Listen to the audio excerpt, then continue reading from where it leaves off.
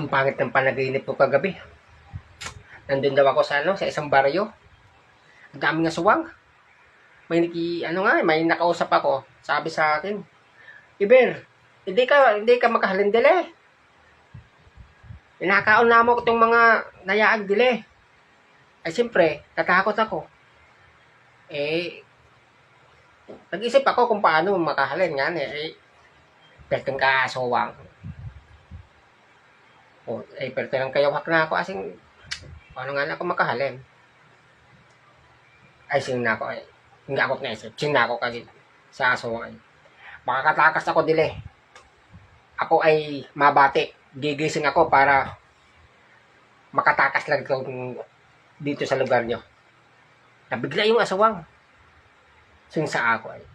Talaga Iber, sama ako. Tatakas din ako.